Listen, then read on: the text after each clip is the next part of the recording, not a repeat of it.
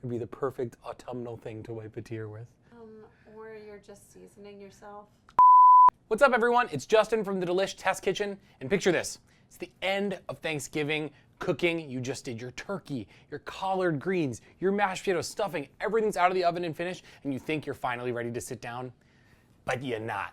You're not ready to sit down because you have the one final thing you have to make, and arguably maybe the most important thing, and that is gravy. Gravy is the almighty uniter. It can take things like sweet potato casserole, cranberry sauce, and like bacon-laced string beans and put them all together and make them taste harmonious. It's golden liquid deliciousness, and we're gonna show you how to make the perfect version today. Here's a little secret, is that gravy is literally just thickened stock or thickened drippings. That's why you can get like mushroom gravy, beef gravy, chicken gravy. It's just like those things in a stock or liquid form and then thickened up. It's really simple, but it can be surprisingly deceptively tricky. So we're gonna do our best to make sure that you are not screwing up the final step in your holiday dinner.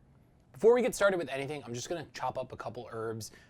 The holidays are kind of built on the backbones of rosemary, thyme, and sage. This gravy has thyme and sage, but you can use any like bright, fresh, green herb that you might find on your holiday table. I love how sage feels.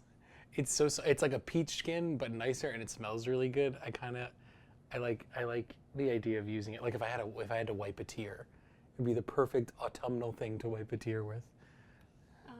Or you're just seasoning yourself. That's true. Yeah. I like to be seasoned, well seasoned and well maintained. These, ladies and germs, are turkey pan drippings. We were testing some turkey roasting methods next door yesterday. I told them to reserve as much as they could, and this is what was left. We deglazed a little bit off the pan. We have about a cup here. The recipe calls for a cup. The majority of the liquid is gonna come from the drippings, but we're gonna supplement with also a bit of store-bought chicken stock. You can use turkey stock if you've already made it. Just make sure it's not like super salty. If you're buying store-bought, make sure it's that like reduced sodium because we wanna be able to season it ourselves. If you don't have a full cup of drippings, you can just use a little bit more stock. If you have a little bit more drippings, just use a little less stock. Easy. Okay, Justin. Yes. Carly from YouTube has a question for you. Hello. How do I make gravy without pan dripping? That is a great question. There's a bunch of ways to do it. First of all, you can just use all stock. Then I would probably supplement with other flavorings or maybe I like boil some aromatics in it. So it just gets a little bit more oomph of flavor that you wouldn't get from plain store-bought stock. Or what you can do is you can take the giblets and you can spatchcock the turkey, take out the spine, cook that off in a pan with some garlic, some onions, then deglaze with a little bit of wine or stock and basically make a super quick turkey stock from all of those like leftover things that you're not even cooking in the turkey.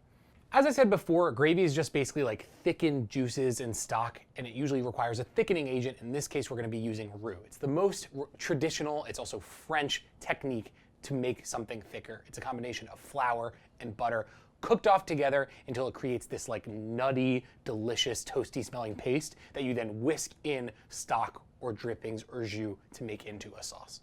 There are different gradations of a roux, all the way from like blonde to brick red. That's what you know, like gumbo is really made with that beautiful, deep, dark, rich caramelly colors. This is gonna be with something like more like a blonde, golden roux. We're only gonna cook it for a few minutes just to get that like raw flour flavor out of there so we can thicken our stock. I've got our saucepan over medium heat. I'm gonna go immediately in with our butter. We're gonna melt it until it's nice and foamy. Then we're gonna sprinkle in our flour and immediately start whisking. The tricky thing about a roux is it can burn kind of easily, especially if you go on higher heats. So making sure that we have that constant motion so that the flour isn't sticking in one place for too long will ensure it doesn't burn. Also, butter and flour are relatively cheap, so if you do burn it, you can just start again. You haven't added any other ingredients, so it's a really easy point to kind of just start over. You can already see this went from like pale blonde to like this golden color. That's exactly what we're looking for. That adds an extra layer of flavor that you wouldn't have even gotten if you didn't take it that long. Once the roux is cooked off and you don't have that raw, floury smell, you're gonna add in your drippings. Whisk really nicely. We don't want any clumps or lumps in there, so adding gradually will be helpful. Once it's all combined, you're gonna bring it to a boil, then immediately reduce to a simmer. This is when we're allowing the roux to activate and to actually thicken our drippings. So you can see that this is kind of pasty. It's actually kind of perfect because now we're gonna be able to add it as much stock as we want to get the desired consistency. After you've cooked that off for about like 2 to 3 minutes, we're gonna add in an additional cup of stock. This is about when we're gonna figure out how thin we want our gravy. You can add a little bit more stock, a little less, depending on what consistency you're looking for. Then we're gonna finish it off with our herbs. That's just gonna add the finishing notes of flavor that really take it to the next level. And then finally, make sure you season with a good amount of salt and especially black pepper. I love black pepper in my gravy.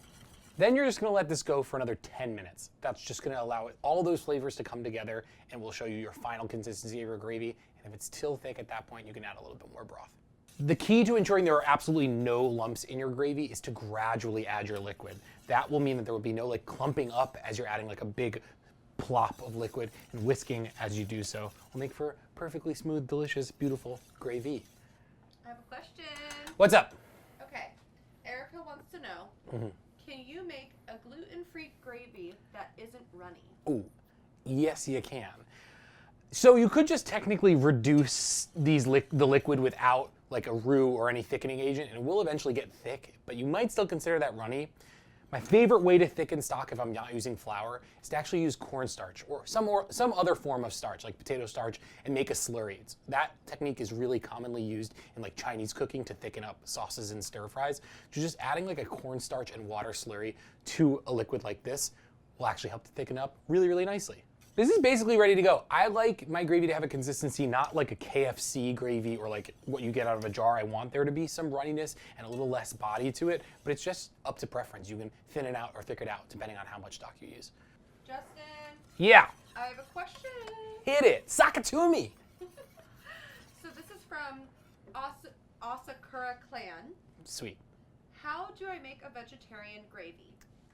That's a great question. A lot of people want to make vegetarian gravy, especially if you're having like a vegan vegetarian Thanksgiving. It's really simple. I would take some like, instead of using like a cup of drippings and a cup of stock, I would actually just buy some like veggie stock, store-bought veggie stock. You can find some really great ones nowadays.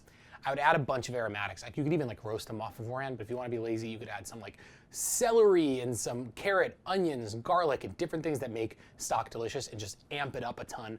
Boil that off so we just drain all of the flavors from that, strain it, and use that as the base of our gravy. If you want to make it totally vegan, you could use margarine instead of butter, or you could use that cornstarch thickening method that I mentioned before. And like we're basically done. We simmered it for the last bunch of minutes. Those flavors have developed. It's kind of crazy. Like I know it can kind of be a bother after your turkey's done to have to make this afterwards, but your turkey's got to rest, and you could probably pull this together in that same amount of time. Final question. Amazing. Susan would like. Oh. Okay. What happened? Justin, I'm talking. I'm sorry. Susan would like to know, is it acceptable for her to classify gravy as a beverage? This is the best question I've ever heard. The answer is unequivocally correct, and I'll prove it. Sláinte. Oh man. It is sinful. I don't know if I do this every day of my life, but that was really yum. I want to do it like with a pickleback shot, like 1-to-1, like just really clog my arteries. This is really good.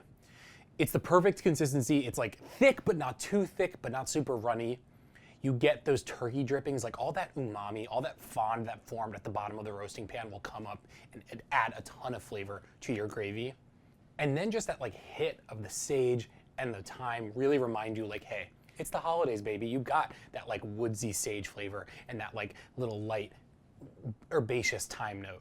As any good gravy should be, it's decadent, it's rich, it has like a butteriness, not just from the butter that was used in it, but also from like the stock and all of it itself. That's almost like the extra super luxurious nature of this gravy.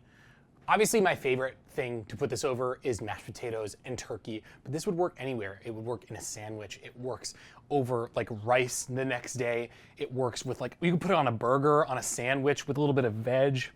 There's nothing that this doesn't go good on. I'm telling you, it's why gravy is like up there with ketchup and mayo as like the perfect condiment. All right, we're done with the video. See you later, Chelsea. Bye. But wait, there's more. It's leftover land. But we gonna go to Six Flags and that's where we eat gravy. I don't know what my baby. Okay, sorry. Something you might not know about me is I'm very French Canadian. Apparently my like grandma thinks that we came over here with like Lafayette before the Revolutionary War. I don't even know. Regardless, I love French Canadian culture, food, and especially poutine. And it is my absolute favorite thing to put gravy on other than like turkey, I guess. I know you're probably already just overcoming your turkey coma the next day, but I don't know. I think that A batch of poutine will make anyone smile. We're gonna slice up some russet potatoes. I like to keep my skin on. That's pretty rustic, and that reminds me a lot of the poutine I've had in Quebec. Then you're gonna give them a fry. You could even use like frozen French fries, but I think taking the time to do your own frying, like maybe even like a double fry if you wanna make them extra crispy, really pays off in the end. Then we're gonna top our fries with some cheese curds. You can find these in like a lot of grocery stores. You can even order them online. They're just like, they're sort of like proto cheese. They're what cheese comes from. They kind of just taste like mozzarella. They're squeaky, delicious, salty, great on fries. Then we're gonna pour over our hot gravy. That's gonna help our cheese curds to melt a little bit. And that's literally it. I'm gonna eat this. I'm gonna eat all this. I think a bunch of people have talked about the phenomenon of like crispy gone soggy. This is the epitome of that sensation. You still have the ends that are still exposed and not submerged in gravy. Those retain the crispiness, but then all the stuff that has the gravy gets like a little soggy, gets like fully soaked through with those delicious flavors. And then the squeaky cheese curds add like a little bright, sharp, salty note. People throw around the word sinful for foods often. This is sinful in the best way.